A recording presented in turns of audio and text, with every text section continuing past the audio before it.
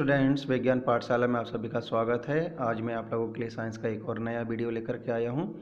आशा करता हूं ये वीडियो आप लोगों के लिए नॉलेजफुल रहे, तो वीडियो को शुरुआत से लेकर अंत तक ज़रूर देखें स्टूडेंट्स। और वीडियो पसंद आने पर उसे लाइक और शेयर करना बिल्कुल ना भूलें। साथ ही साथ आप मेरे चैनल को सब्सक्राइब कर लीजिए और बेल आइकन को प्रेस भी कर लीजिए, जिससे मेरे आने वाले हर एक नए वीडियो का नोटिफिकेशन आपके पास समय समय पर आता रहेगा। तो हम स्टार्ट करते हैं। पहला क्वेश्चन है हमारा, किसे लाफिंग गैस कहा जाता है? तो नाइट्रस ऑक्साइड, जिसे N2O के रूप में प्रदर्शित किया जाता है, जिसका रासायनिक सूत्र N2O होता है, तो लाफिंग गैस के रूप में नाइट्रस ऑक्साइड को जाना जाता है। अगला क्वेश्चन है, द्रवित पेट्रोलियम गैस मुख्यतः होती है? तो द्रवित पेट्रोलियम गैस, जिसे LPG कहा जाता है, वो मुख्यतः मिश्रण होती है ब्यूटेन और प्रोपेन गैस का। अगला क्वेश्चन है, एक तत्व के समस्थानिक में, तो कोई भी जो तत्व होता है उसके जो समस्थानिक होते हैं तो उनमें एक मुख्य बात होती है, वो ये होती है कि प्रोटॉनों की संख्या समान होती है। अगला क्वेश्चन है, सूर्य से उत्सर्जित परावैंगनिक किरणों को कौन सी गैस रोकती है? तो ओजोन जो परत होती है, जो पृथ्वी के चारों ओर पाई जाती है, वो सूर्य से आने वाली परावैंगनिक किरणों को रोकने का कार्य करती है। अगला क्वेश्चन है, वायुमंडल में कार्बन डाइऑक्साइड के परिमाण में वृद्धि के कारण, यदि वायुमंडल में कार्बन डाइऑक्साइड का अगर जो परिमाण में अगर वृद्धि हो जाएगी तो स्वाभाविक बात है कि हमारी जो पृथ्वी है उसका टेम्परेचर भी बढ़ जाएगा। अगला क्वेश्चन है हमारा, पृथ्वी की भूप्रपट्टी पर सर्वाधिक उपलब्ध अधातु है? तो पृथ्वी की भूप्रपट्टी पर देखा जाए तो सर्वाधिक उपलब्ध अधातु है वो है ऑक्सीजन।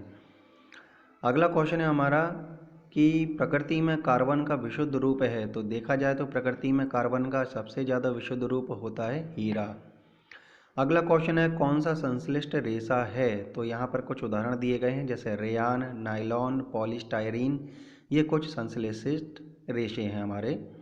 अगला क्वेश्चन है, वातावरण में सबसे प्रमुख गैस कौन सी होती है? तो वातावरण में देखा जाए तो सबसे प्रमुख गैस होती है नाइट्रोजन, और इसका प्रतिशत होता है 78%। अगला क्वेश्चन है, कौन सा बायोगैस में उपस्थित है? तो बायोगैस में कुछ और गैसेस भी उपस्थित होती हैं, जैसे मेथेन, तो उसका मुख्य घटक होता ही है, मुख्य गैस या घटक है बायोगैस का। साथ ही साथ इसमें हाइड्रोजन सल्फाइड और कार्बन डाइऑक्साइड भी इसमें उपस्थित होता है। अगला क्वेश्चन है, कास्टिक सोडे का रासायनिक नाम क्या है? तो कास्टिक सोडा का रासायनिक नाम होता है सोडियम हाइड्रोक्साइड।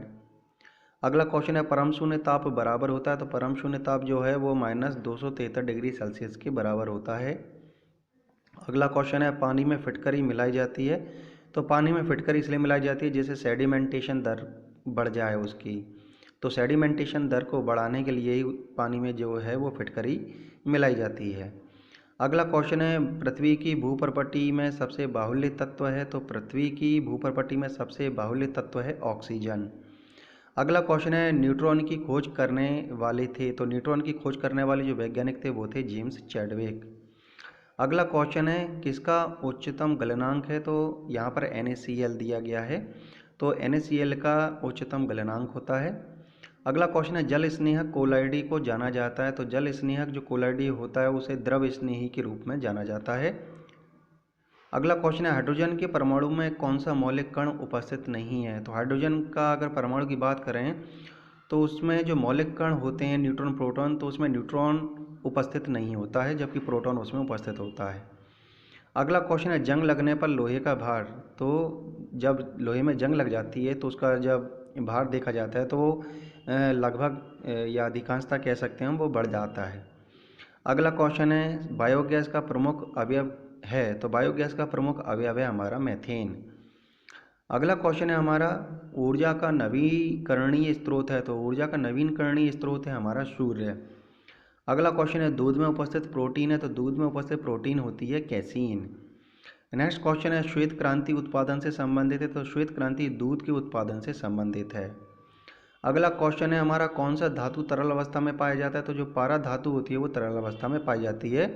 देखा जाए तो जो ठोस जो धातुएं होती हैं उनकी प्रकृति होती है कि वो ठोस अवस्था में पाई जाती है, लेकिन पारा एक अपवाद है। अगला क्वेश्चन है, कठोर जल है? तो समुद्र का जल जो है वो कठोर जल है। अगला क्वेश्चन है, गैस कार्बन की भौतिक अवस्था होती है? तो गैस कार्बन की भौतिक अवस्था ठोस होती है। नेक्स्ट क्वेश्चन है, कच्चे फलों को पकाने के लिए उपयोग में आने वाली गैस है? तो कच्चे फलों को पकाने के लिए स्टूडेंट्स उपयोग में आने वाली गैस है एसिटिलीन। नेक्स्ट क्वेश्चन है, किसी ठोस स्नेहक के रूप में उपयोग में लाते हैं? तो ग्रेफाइट को ठोस स्नेहक के रूप में उपयोग में लाते हैं। अगला क्वेश्चन है एथीन के बहुलीकरण से मिलता है, तो पॉलीएथीन जो है हमें प्राप्त होता है एथीन के बहुलीकरण से। अगला क्वेश्चन है फिटकरी गंदे पानी को शुद्ध करती है, तो इसका आंसर है स्कंदन द्वारा। अगला क्वेश्चन है यहाँ पर कि कौन सी गैस वायु का प्रमुख घटक है, तो देखा जाए तो नाइट्रोजन जो है वो वायु का प्रमुख घटक होती है, और जैसा मैंने पहले बताया कि इसका जो प्रतिशत होता है वो 78% होता है वायु में।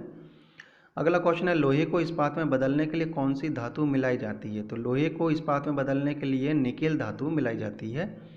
अगला क्वेश्चन है ध्वनि की गति धीमी होती है, तो ध्वनि की गति जो है वो देखा जाए तो हवा में धीमी होती है, और ध्वनि की जो गति सबसे ज़्यादा अधिक होती है वो ठोस में होती है।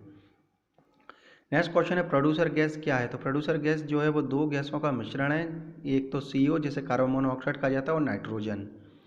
अगला क्वेश्चन है किस धातु को नोबल धातु कहते हैं, तो सोना है जिसे नोबल धातु के नाम से भी जाना जाता है या कहा जाता है। अगला क्वेश्चन है किस फसल के मिट्टी की नाइट्रोजन में वृद्धि होती है, तो मटर की फसल की मिट्टी में नाइट्रोजन में वृद्धि होती है। अगला क्वेश्चन है खाना पकाने वाले सोडे का रासायनिक नाम क्या है, तो खाना पकाने वाला जो सोडा होता है उसका रासायनिक नाम होता है स्टूडेंट सोडियम बाइकार्बोनेट, और इसका सूत्र होता है NaHCO3। इसका सूत्र होता है NaHCO3।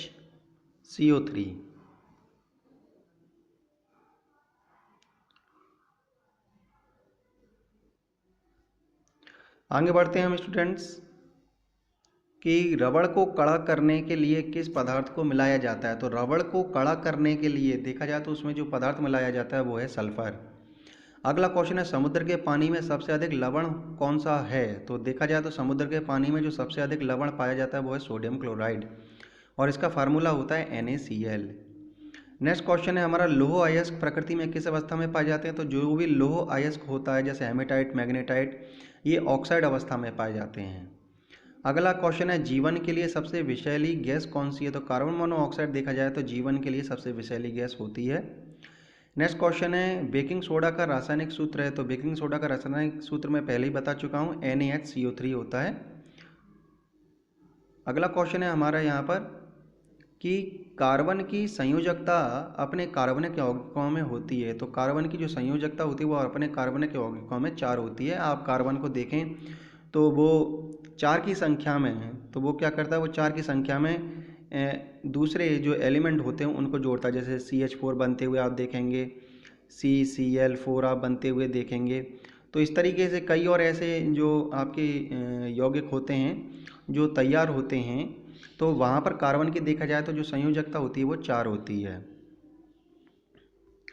अगला क्वेश्चन है यहाँ पर मनुष्य के जीवन काल में कितने दांत 2 बार विकसित होते हैं, तो मनुष्य के जीवन काल में देखा जाए तो 20 दांत 2 बार विकसित होते हैं। अगला क्वेश्चन है मनुष्य की खोपड़ी में कुल कितनी अस्थियां होती हैं, तो मनुष्य की खोपड़ी में देखा जाए तो कुल अस्थियों की संख्या होती है 8। अगला क्वेश्चन है हमारा 80% से अधिक सेल में पाया जाने वाला पदार्थ है, तो 80% से अधिक देखा जाए तो सेल में वो जो पाया जाने वाला जो पदार्थ होता है स्टूडेंट्स वो जल होता है, पानी होता है। अगला क्वेश्चन है इंसुलिन प्राप्त होता है, तो इंसुलिन जो है वो डालिया की जड़ों से प्राप्त किया जाता है। अगला क्वेश्चन है हरगोविंद खुराना को किस आविष्कार के लिए सम्मानित किया गया था, तो हरगोविंद खुराना को डॉक्टर हरगोविंद खुराना को प्रोटीन के संश्लेषण के लिए के आविष्कार के लिए कह सकते हैं हम उन्हें सम्मानित किया गया था।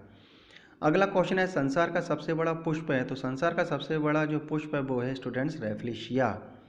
अगला क्वेश्चन है विकास का मुख्य कारक है, तो विकास का जो मुख्य कारक है वो है प्राकृतिक वर्ण जिसे नेचुरल सिलेक्शन भी कहा जाता है। अगला क्वेश्चन है सर्वव्यापी रक्तदाता का रक्त ग्रुप होता है, तो वो रक्त ग्रुप होता है O। नेक्स्ट क्वेश्चन है सबसे लंबा जीवित वृक्ष है, तो सबसे लंबा जीवित वृक्ष के रूप में जाना जाता है सिकुआ को। अगला क्वेश्चन है एस्प्रिन है, तो एस्प्रिन है एक एंटीपिरेटिक। अगला क्वेश्चन है यहाँ पर हमारा डॉल्फिन वर्गीकृत किए जाते हैं, तो डॉल्फिन जो है उनको वर्गीकृत किया गया है स्तनी में, क्योंकि ये संतान को बच्चों को जन्म देते हैं, ठीक है ना। तो जो जीव बच्चों को जन्म देते हैं उनको मैमल्स या स्तनी वर्ग में रखा जाता है। अगला क्वेश्चन है HIV द्वारा होने वाला रोग है, तो HIV द्वारा होने वाला जो रोग है वो है एड्स। विटामिन C का रासायनिक नाम है, तो विटामिन C का जो रासायनिक नाम होता है स्टूडेंट्स वो होता है एस्कॉर्बिक अम्ल। अगला क्वेश्चन है प्रकाश संश्लेषण होता है, तो प्रकाश संश्लेषण देखा जाए तो केवल दिन में होता है। नेक्स्ट क्वेश्चन है जीवन विकास को सर्वप्रथम किसने समझाया था, तो जीवन विकास को सर्वप्रथम जिन्होंने समझाया था वो थे लेमार्क। अगला क्वेश्चन है प्रयोगशाला में सर्वप्रथम डीएनए का संश्लेषण किसने किया, तो प्रयोगशाला में सर्वप्रथम डीएनए का संश्लेषण करने वाले जो वैज्ञानिक थे वो थे डॉक्टर हरगोविंद खुराना। अगला क्वेश्चन है पौधे व पेड़ का खाना तैयार करने की प्रक्रिया कहलाती है, इस प्रक्रिया को स्टूडेंट्स प्रकाश संश्लेषण या फोटोसिंथेसिस कहा जाता है। और इसी प्रक्रिया के फलस्वरूप जो है ऑक्सीजन गैस रिलीज होती है हमारे एटमॉस्फेयर में। अगला क्वेश्चन है किसकी कमी से रक्तहीनता होती है, तो आयरन की कमी से शरीर में रक्तहीनता या एनीमिया हम कह सकते हैं रोग हो जाता है। अगला क्वेश्चन है मानव शरीर की सबसे बड़ी और मजबूत हड्डी है, तो मानव शरीर की सबसे बड़ी और मजबूत हड्डी है वो है फीमर। अगला क्वेश्चन है कि मनुष्य का सामान्य शरीर ताप क्या होता है, तो मनुष्य का सामान्य शरीर ताप होता है 98.4 फ़ारेनहाइट। अगला क्वेश्चन है पौधे का मुख्य प्रकाश संश्लेषी अंग है, तो पौधे का जो मुख्य प्रकाश संश्लेषी अंग है वो है पत्ती। नेक्स्ट क्वेश्चन है कौन सा विटामिन वसा में घुलनशील है, तो देखा जाए तो जो विटामिन ए, डी, ई और के ये वसा में घुलनशील होते हैं, जबकि विटामिन बी और सी जो है वो पानी में घुलनशील होती हैं। अगला क्वेश्चन है मानव शरीर में सबसे प्रचुर तत्व है, तो मानव शरीर में देखा जाए तो सबसे प्रचुर तत्व होता है ऑक्सीजन। अगला क्वेश्चन है ब्रोंकाइटिस एक रोग है, तो ये जो ब्रोंकाइटिस रोग होता है ये शरीर का एक अंग से संबंधित रोग है जिसे कहा जाता है फेफड़ा, तो ये फेफड़ों से संबंधित एक रोग है। अगला क्वेश्चन है बीसीजी का टीका दिया जाता है बचाव के लिए, तो क्षय रोग से बचाव के लिए ही जो है वो बीसीजी का टीका दिया जाता है। तो स्टूडेंट्स ये वीडियो आपको कैसा लगा आप अपने कमेंट्स जरूर कमेंट बॉक्स में लिख करके मुझे बता सकते हैं, और वीडियो पसंद आने पर उसे लाइक और शेयर करना बिल्कुल ना भूलें स्टूडेंट्स। आज का वीडियो देखने के लिए आपका बहुत बहुत धन्यवाद। नेक्स्ट वीडियो का आप लोग इंतजार कीजिए, तब तक के लिए thank you, have a nice day.